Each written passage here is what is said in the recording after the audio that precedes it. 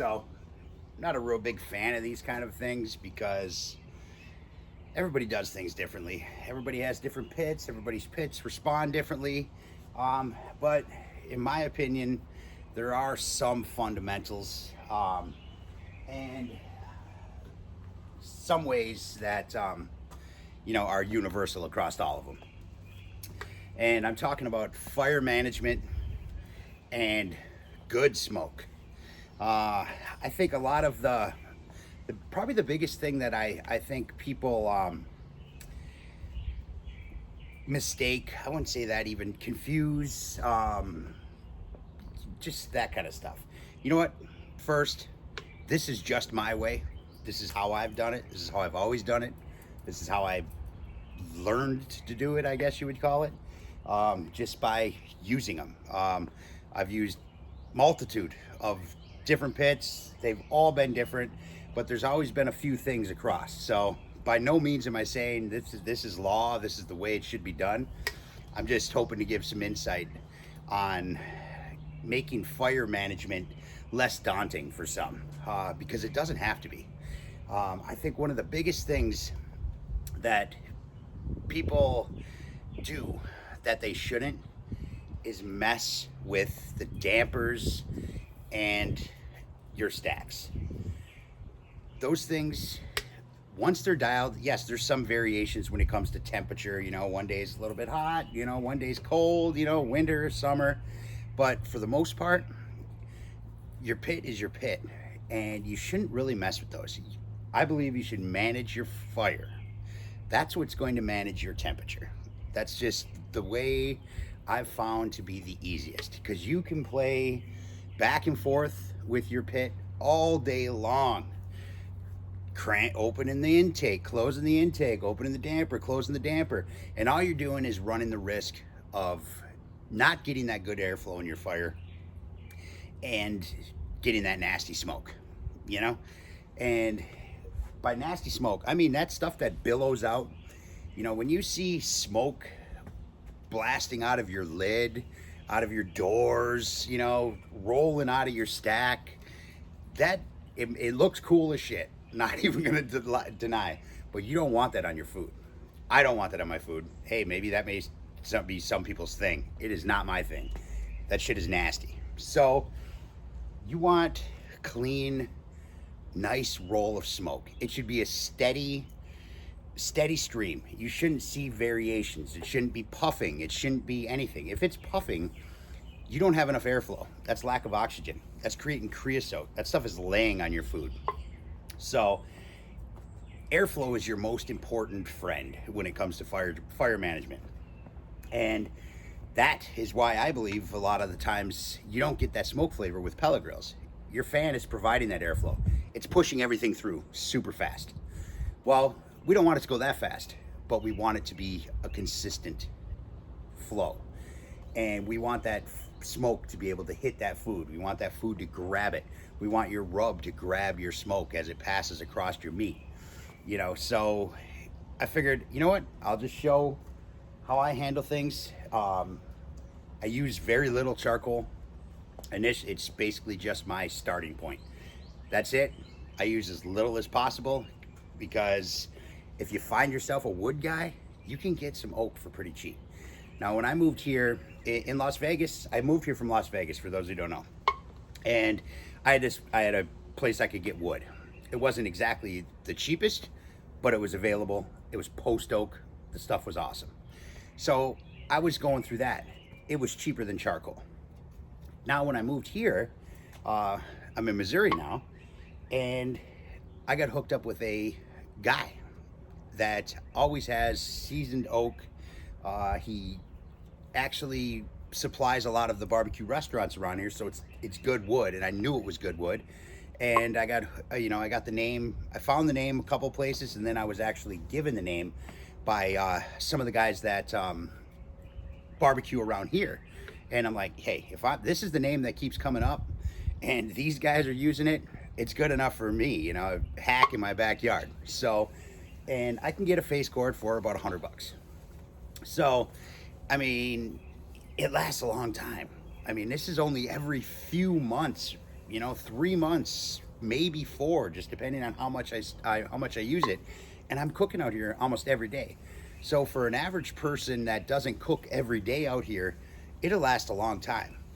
So if you think, you know, $100, how much charcoal is that going to buy you? And is it going to last you 3 months? I highly doubt it. I honestly, I mean, if you do it, hey, that's awesome. I don't know. But I just prefer the oak as well, flavor-wise. So anyway, enough of all that shit. What I'm going to do is I'm going to light a fire just because I have some oak that I've had from my previous season. And I threw a chunk in the other day and I noticed it was, it just didn't have that right smell. There was something off with it. So I pulled it out and I tossed it in my fire pit. It's actually still in there. But, so I figured I got a couple of logs, like 4 or 5 of them that just are iffy. And I don't want to mess with it with my food, you know. But instead of throwing them out, I figured I'd take them. We'll use them today and we'll build a couple of fires. We're going to build one in the offset in the Brazos. Beast, it's his own thing. I don't think a video on building a fire in Beast would benefit anybody. I build them the same way, but the management of it is it's like no other that I've used. It's literally just I throw some logs in there, they start burning, and that's it. I smoke food and it just comes out. It just burns beautifully. The fire management's nuts. So I figured the Brazos would be a great offset style cook, you know, to do some fire management video with, as well as the gravity smoker. Now there's not so much fire management in the gravity smoker as there is a process to lighting it, especially if you're going to run it naturally aspirated. If you're not going to run it with any pit control, the thing can seriously piss you off. I mean, and it will. It did me. And I found a couple of ways that just kind of help that along without running a pit control on it. Now, as for management, once it's burning, it's burning. But there is the detail of smoke. There's not a lot of airflow. It's crazy insulated, which gives it that stability, which is awesome. But at the same time, you can really over smoke your food. And by over smoke, I mean that nasty, bitter, you know, it can happen really, really easily with the gravity smoker. So I figured we'll light a fire in both of them, guys. We'll do some management for a little bit, just on tuning, balancing, things like that, reloading.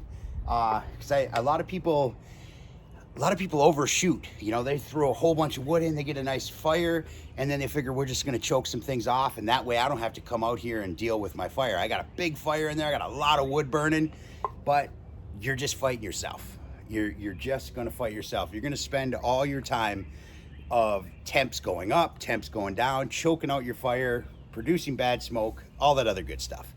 So build your fire right, and you won't have to mess with that. And it could just be easy as every once in a while you come out and you toss a log on, you know? So that's what we're going to do today. Let's light some fires. Okay, so you should always have your ash cleaned out from your previous cook. So I'm just gonna straight up lie to you because I don't ever do it. I do it when it gets to be too much. I'm just, honestly, it's just not reality. You know what I mean? But I figured I gotta say that. Start with your ashes cleaned out. But we all know we don't do it.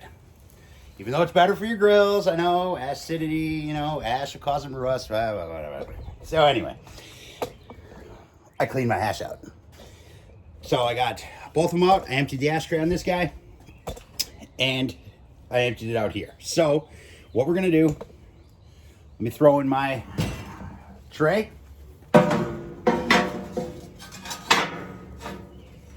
Center him up. Now, for this guy, now I know you see me a lot. You know I'm not a huge fan of the chimneys. I don't really use them that much. But I know a lot of people do. So for the purposes of this video, I am going to use my half stack. And we are going to just get her down there. Now I don't put my fuel underneath it. I feel like when you dump your coal, if I started at the top, my top of my coals light first. You know, they all end up burning, but the tops are the ones that are cherry red. So when I dump them into whatever I'm cooking in, and when I dump them into the firebox, my red hot coals are down at the bottom, which in turn ignite the ones that aren't burnt. It just always made more sense to me. That's why I do it. So I do not put my fire starters underneath my chimney. I don't go through all that because in all honesty, I don't get the chimney red hot before I do it either. I don't see a point in it. I use that charcoal. I'm burning up all those BTUs. And all I need is just some red. I just need some good red hot coals to ignite my logs. So I'm not going to start a whole chimney full of charcoal just to burn away and lose all that BTU. I want to use that BTU to light and heat my grill for the first time. You know what I mean? I'm not going to waste the charcoal. That's me. That's just the way I do it. So I use lump.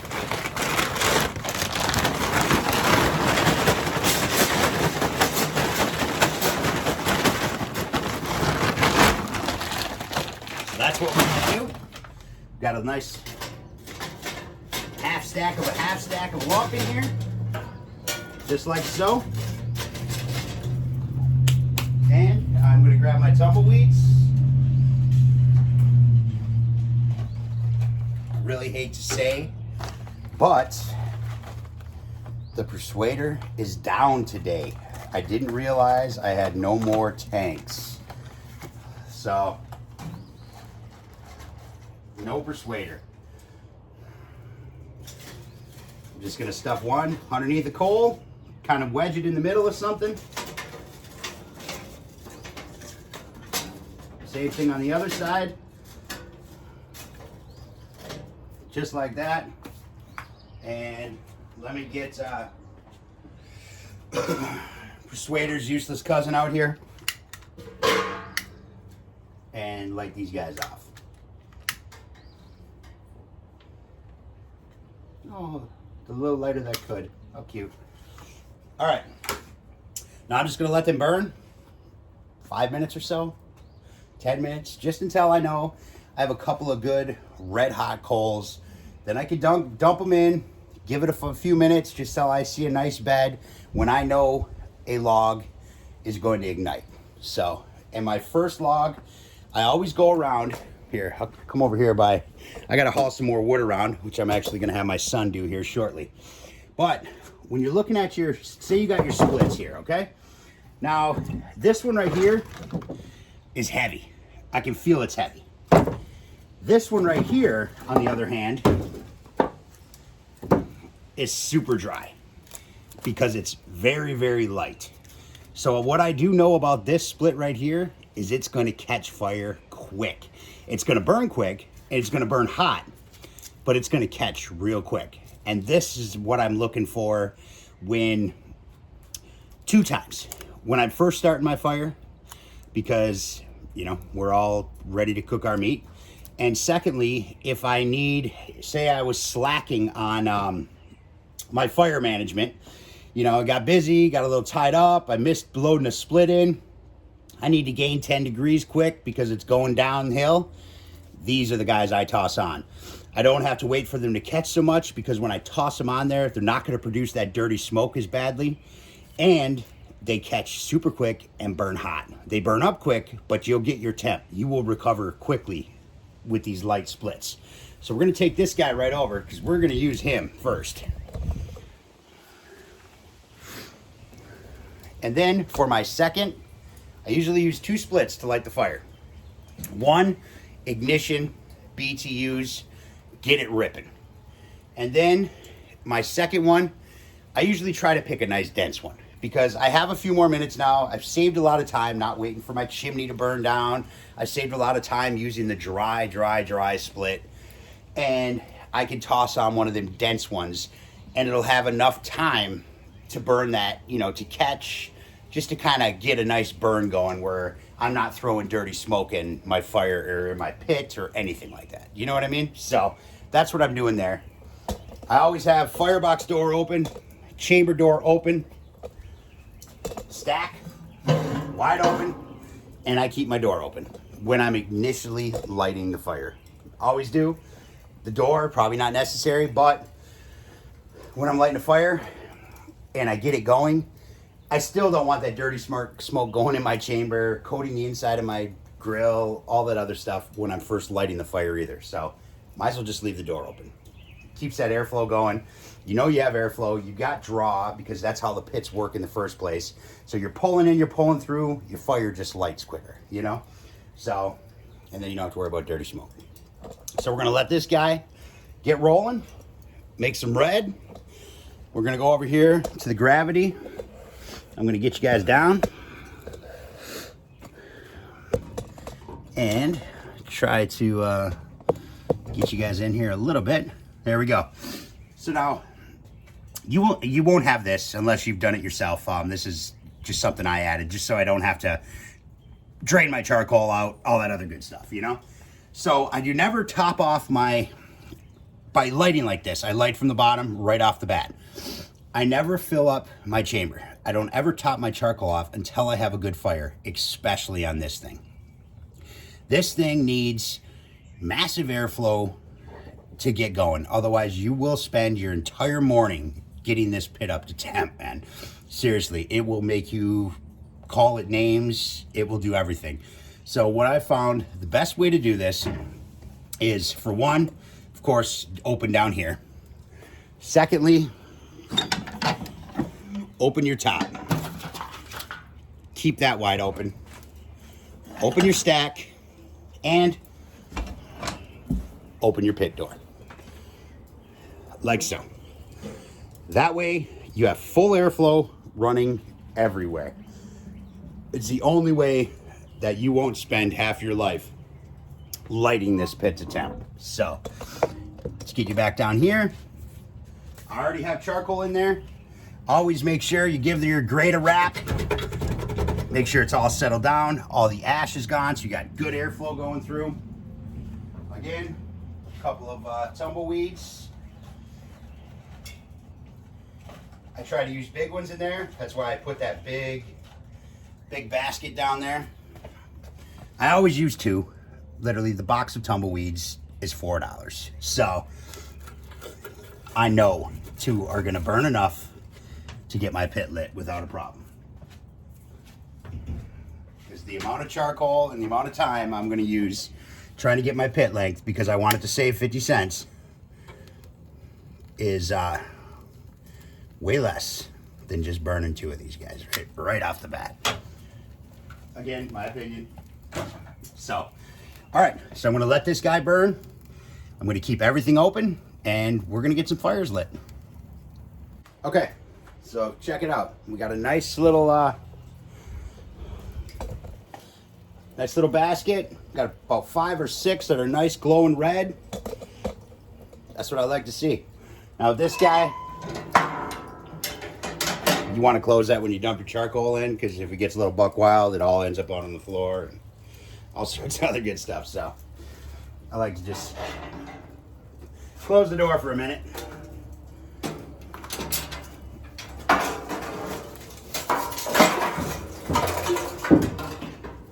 Just like so.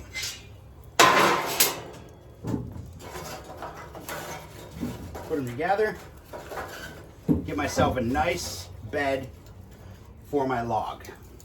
Now I'm going to just let him free breathe for about 5 more minutes till everything is caught nice, and we'll get our split on there.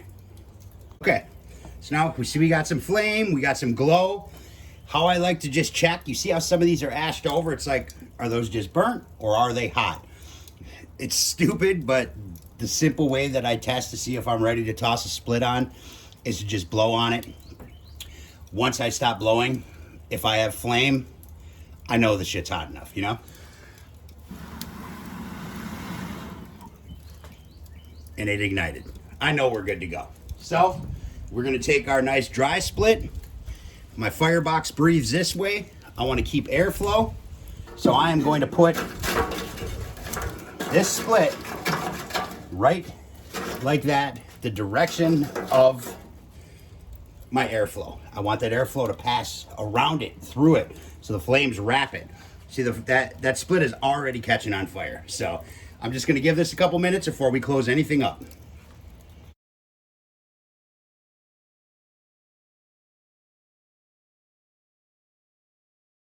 Okay, so we got nice ignition on our log.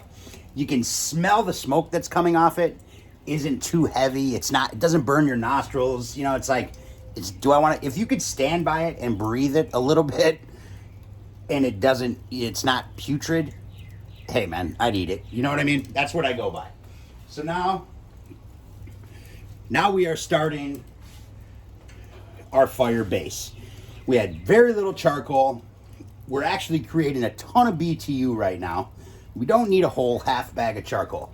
So now I'm gonna take this guy, I'm gonna just wiggle her down into her home right there, because I like to do a stack situation. So for my second log, we're gonna put it next to it on these coals over here, and it's gonna ignite. And then we have just a little bit of airflow in the center. We got some airflow on the side. Everything's running through like this into the chamber. We got a nice situation. Our next log, you can either set across on an angle and just keep it like that. So you always have airflow. You're never choking anything off when you add a stick, you know? So now, let's take another split. Now this one has bark on it. A lot of my sticks do. I know a lot of guys go through, they take the bark off. I don't bother. When I have a stick with bark on it, the bark goes first. Because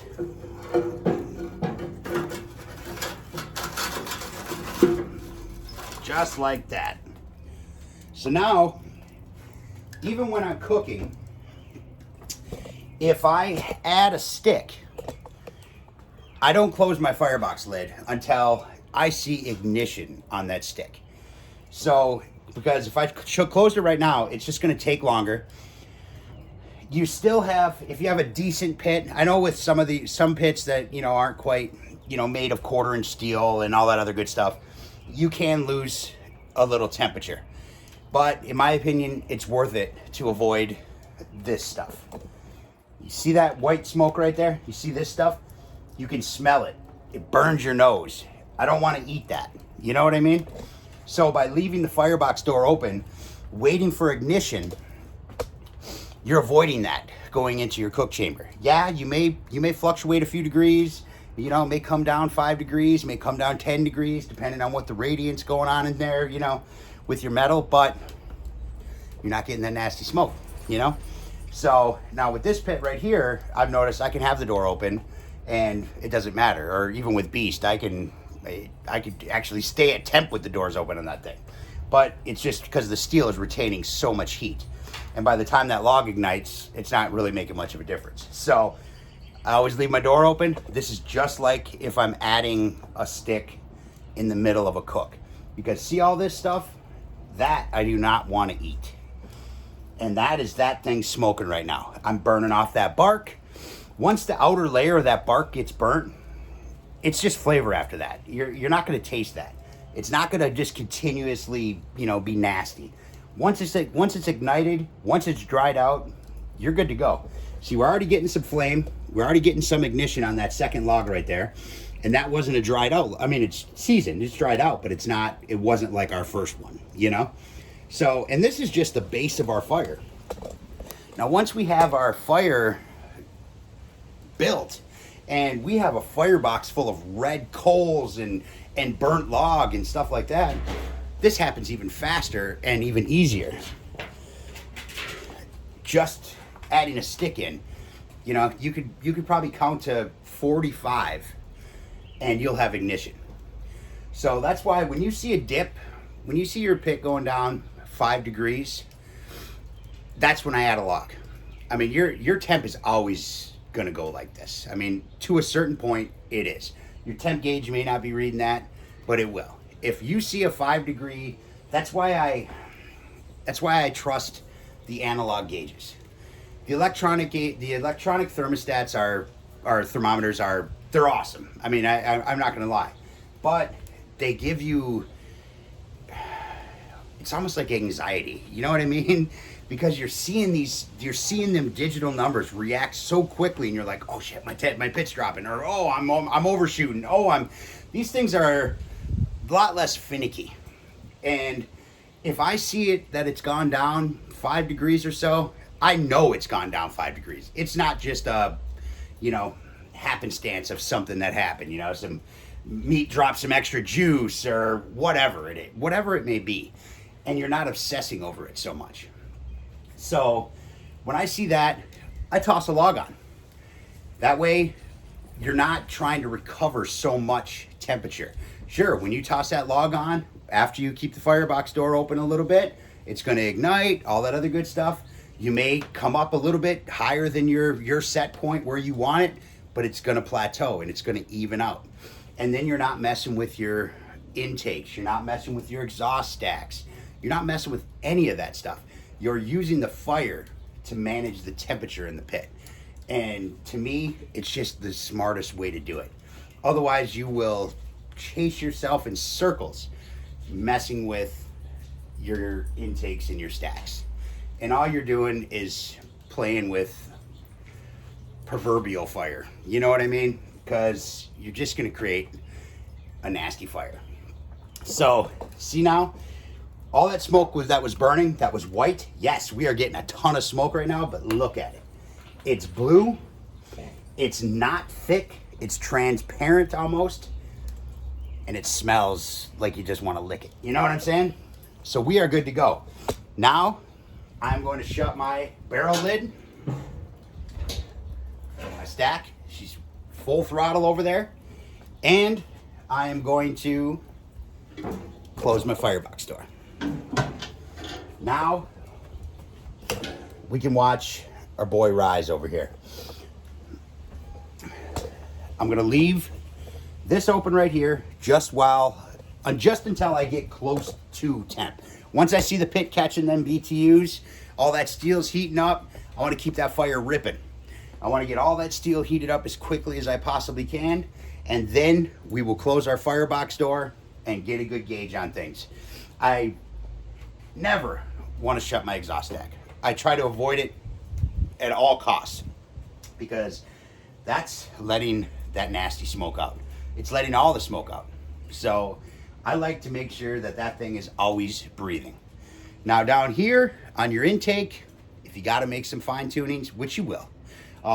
Some pits, like if I was to run the gravity smoker at 300 degrees, I can almost leave the ball valve all the way open just because it's insulated like crazy and there's not a whole lot of airflow.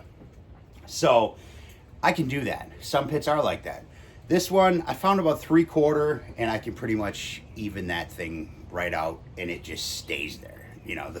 This Brazos is actually, it is a hell of a pit, man. For as cheap as it is, the thing can cook, man, and it's super easy to maintain. So, I mean, it is 1/4-inch steel, so it has that to its benefit, and it holds. I mean, it radiates heat. So, right now, we're already at 175. We just closed the chamber door. So, we know we have a fire good enough. Now, when I say, like in my seasoning videos, when I talk about the first date, this is the kind of stuff I'm talking about. Because on your first date, your seasoning video, I know a lot of, it says, oh, take this to 275 and then take it to 350 and hold it there. It's like, that, it's oil, man. It's gonna leach into your metal. It's gonna seal. It's gonna season it. Don't worry about that so much. Take that time to learn what the burn is. You know what I mean? So if you put, start with a couple of logs, say 2 splits. See what you can get your temp up to with that. If it needs another one, toss another one in. You don't have any food on there. You're not dealing with anything. You don't care if you overshoot. You don't care if you undershoot. That is your time to learn how to build your fire right off the bat.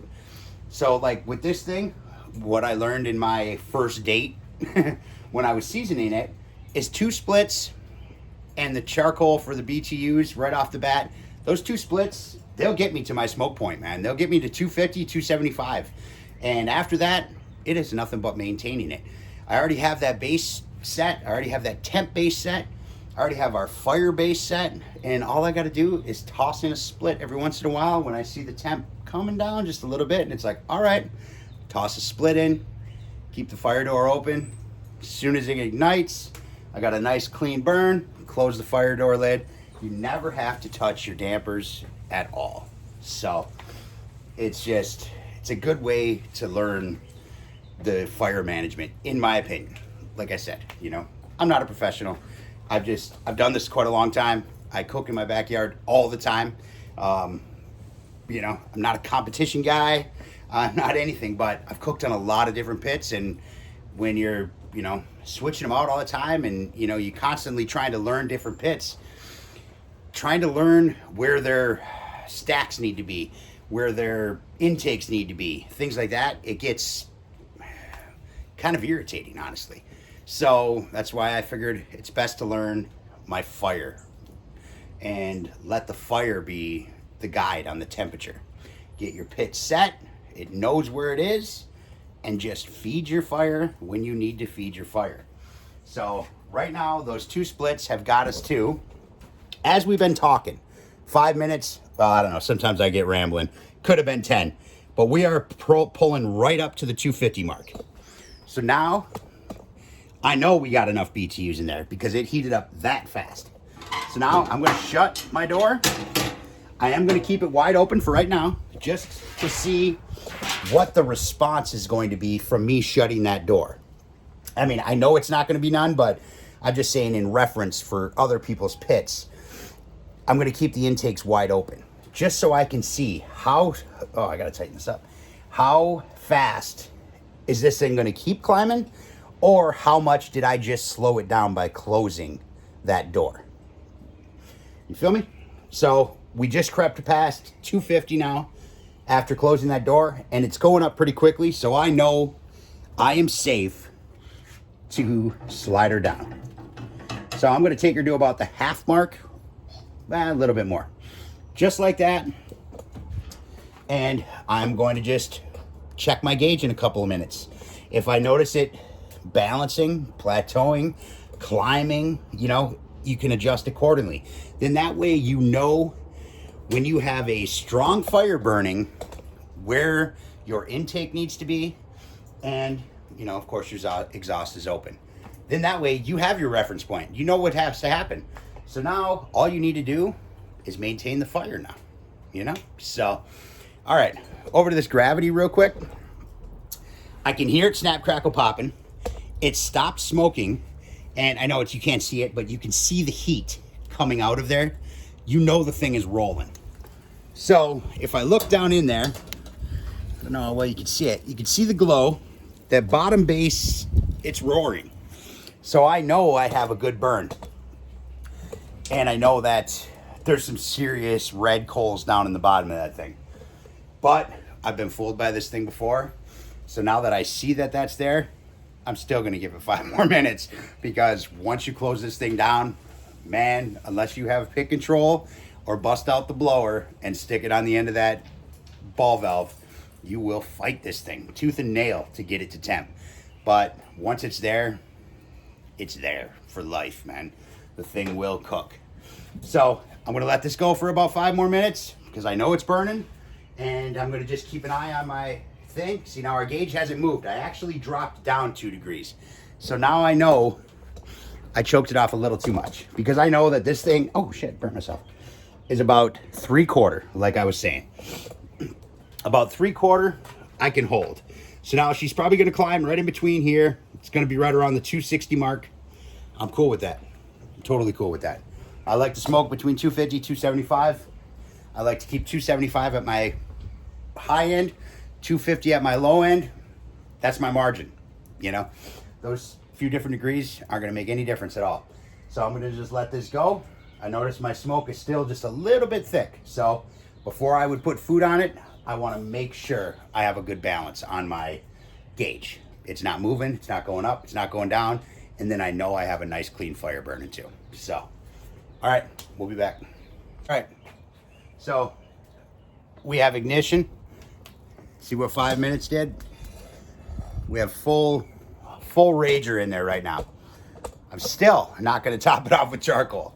This thing burned me way too many times. So what I'm gonna do now is I am going to put my cover up. Super hot. And we're gonna lock this guy down. So now we are locked down. I'm keeping that open. And we're gonna shut our chamber door. So now I'm gonna watch the gauge. I'm gonna see what kind of fire we have. Because like I said, with this thing, the insulation, the fact that the charcoal chute is closed and the chamber door is closed, we're gonna start seeing a rise in temp. So I'm gonna see how quickly it's responding right now. And I wanna see that gauge start moving before I do anything else. And then we'll top it off with charcoal, depending on the cook. You know, get her topped off, we get all that fresh stuff burning. And honestly, I found with this thing, now this, I hesitate to mention this because not all gravities, you know, I'm assuming are the same. Like the Masterbuilt. Anyway, that thing, if I toss a split in vertically in the Masterbuilt, it will over smoke meat, like insane. I mean, it just throws so much smoke out. Now this thing, when I toss an oak split in, full split, drop it right down the chute vertically, it does burn from the bottom right on through the cook. I toss a split in there, fill the rest up with charcoal. I have wood and charcoal burning all the way up that stack, the entire cook, and it actually does quite well. So if you really want to set it and forget it on this old country, like I said, I can't speak for the other ones, so I don't know. But I wouldn't be afraid to try it if I were you. You know, I would try it with something that maybe you don't care about too much, you know, maybe give it a test, whatever. I don't know, smoke some salt or something. So it'll actually burn well. I mean, typically you would throw your chunks down at the bottom. I found quarter splits at the bottom. They work well too, but you do have to add them, you know. So if you really want, you know, if you're taking off for the day or going somewhere, this thing will run. It will run a brisket without you touching the fuel. If you want to keep that smoke flavor going, as opposed to just charcoal burning, even though this charcoal is lump, it is oak, does have good flavor. It's not quite the same as burning wood, you know? So you can toss a split right down into that chute and it will burn. And it doesn't fully ignite. It'll literally cook and burn right from the bottom of that log vertically, right up until the split will be gone in the chamber. I've done it, I've seen it, it works. So I am climbing, but I'm climbing slow. So I'm gonna keep my door open down there for a little bit, just until I know I'm burning. And then we will top it off with charcoal, let it get up towards temp. Once it gets close to temp, that's when I'm gonna close my door all the way. So we'll be back. So now with regards to this, if I was to wait until I actually had to add a split, I would literally be out here all days. Because the thing will go for a while on them two splits that we had in there. So just a quick, we got some nice smoke rolling out. There's a lot of it, but as you can see, it is blue. And it's not chugging, it's not puffing. Because we have nice ignition in our fire. Nothing smoldering, nothing, you know, it's a good burn, man. We have a good burn going on. And we are, like I said, right at 275, and she will stay there. So now, like I said, when I see a 5-degree dip, when I come out here, I notice, oh, it's not as much smoke as there was. Or I see, you know, a 5-degree dip. I look in, I'll toss in a split, just toss it in there. I don't want to do it right now. I mean, it's just as easy to explain it. I mean, I guess seeing me do it really isn't going to make a difference. But I'll open up the firebox lid. I'll toss in a split, you know. We got ours running this way. I'm going to toss one in just like that. Toss it in there. Keep the firebox door open until I see full ignition. And that's it. Once I have a good full ignition and I notice the smoke that's coming out of the firebox is good smoke, close the firebox lid, and that's it. You know, quick monitor afterwards. Like I said, that one single split isn't going to cause them to blast out of control. You know, if your pit's a little bit thinner and super responsive, maybe use a half split. You know, have a couple of your splits cut in half. You know, or if you're using wood chunks, you know, minimize how many you're putting in there at a time. You know, so, but just control the fire, I guess, is, you know, pretty much the whole point here is just control the fire. That's where all that comes from. You know, we got nice airflow going through our pit. We got nice smoke. It smells fantastic. It's chugging along. We are creating serious bark right now if there was meat in there. So use your imagination. Just think of it. We got a nice big brisket in there. Oh man, all that quarter cracked black pepper is grabbing onto that smoke like an aggregate, and it's just turning into something beautiful. So that's what we got going on. Like I said, I'm gonna, while we're messing with the gravity, if by chance I need to add a log, I'll throw it in there just to, you know, just to kind of give a demonstration. But I think you guys get it. You know, if you're barbecuing, there's some intelligence anyway. You know what I mean? So I think you get it. I don't think seeing me do it is really gonna make any difference. So, so now we're climbing. We're at 120 on this guy right here. So I am just going to bring him closed a little bit, but I am going to open up the ball valve, which is usually stuck. So give me a second. There. All right, so I'm gonna keep him just like that, ball valve open, just to see what we got going on our temps on this thing. So, because it can seriously be a bitch. But if you had a pit control, I would literally be done right now. So, you know, I mean, in all honesty, if you're gonna buy a gravity, especially this one, considering it's $12.99 and pretty much the cheapest thing you could ever find in comparable to size and build in the gravity smoker market, is going to cost you well over $2,000 easily for the amount of space you have in this thing and just the build quality of it. You know, buying a $200 pit control system or something for it, hey, it's a new toy, and you're still spending half as much money as what you would on buying any of the other gravity smokers, which you're going to need to buy that same system for anyway. So I'm just cheap when it comes to that stuff, because it's like, do I really need it? I don't really need it. You know what I mean? So it's just, do I want to drop $250 on a pit control system on a pit that I use every once in a while? Not necessarily. So doesn't mean I won't, but right now I don't have the itch. But I'm sure one day I'll be browsing and I'll get the itch and I'll be like, you know, and ta-da, pit control. So, but if that was the case, we'd be done right now. Set your thing, fill your charcoal up, throw your split in there if you want to roll that way, throw one down in the smoke box if you want to run it that way, and you walk away from this thing and you're good to go. So, but again, with this thing, it's critical on the amount of smoke. Chunks, I hate them because they're just cost effectively, they're such a ripoff. You know, I mean, you go spend, what is it, like 14 to 20 bucks on a bag of chunk, you know, wood chunks. And because I did it for my apple, because my wood guy had no apple. So I think I used half of that bag on a single chicken cook, you know, and it's like, I just can't get myself to do it. So I'd prefer to have splits. But like I said, quarter split, one in the chamber even, vertically.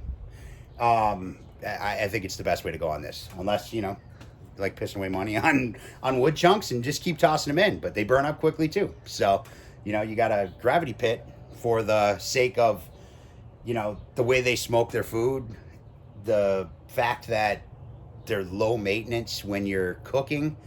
You know, do you really want to be out here every 30, 45 minutes throwing wood chunks in the bottom of the thing? You know, kind of defeats the purpose, in my opinion. So, but, all right. That guy's smoking. We are still holding beautifully at 275. So, I'm just going to let this go for a minute. I'm going to get this guy up to temp, and we'll wrap this up. I really don't know what else to say.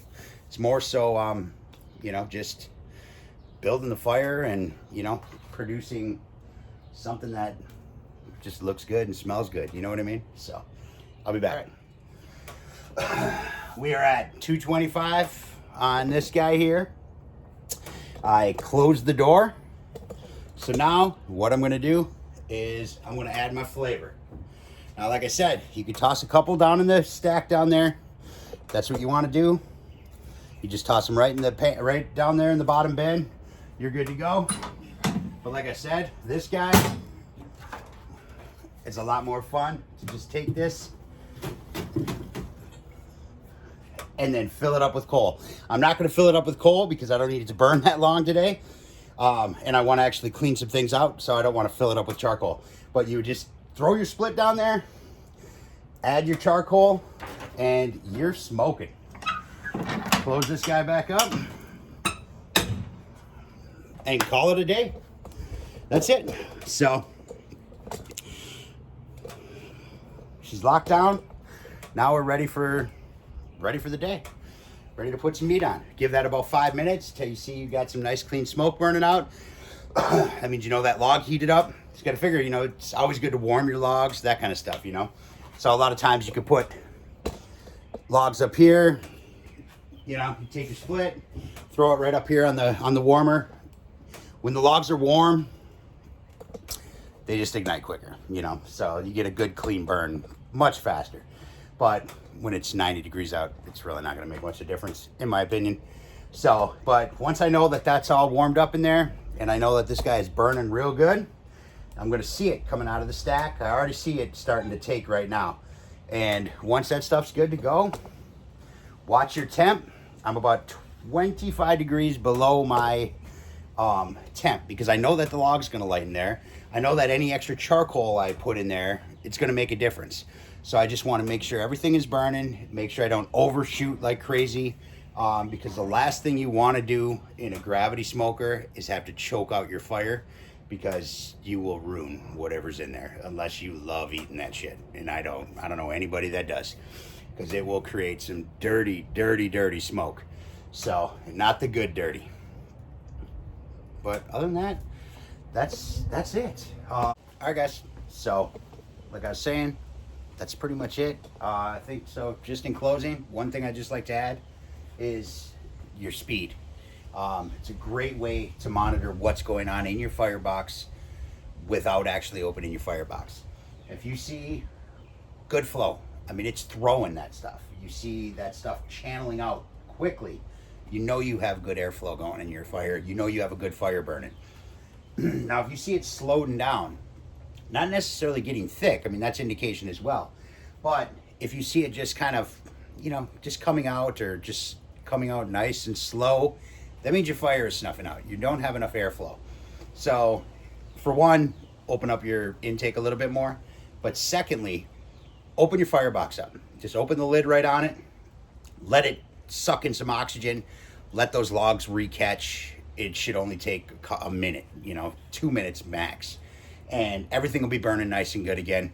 And you already adjusted your intake.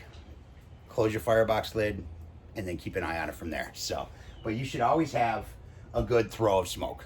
So, but other than that, like I said, that's it. Hope it was helpful to some people. Hey, maybe even saved you a little bit of money, knowing you don't need to throw a half bag of charcoal into everything you light, you know. That's it. So, all right, guys, that's all I got. Later.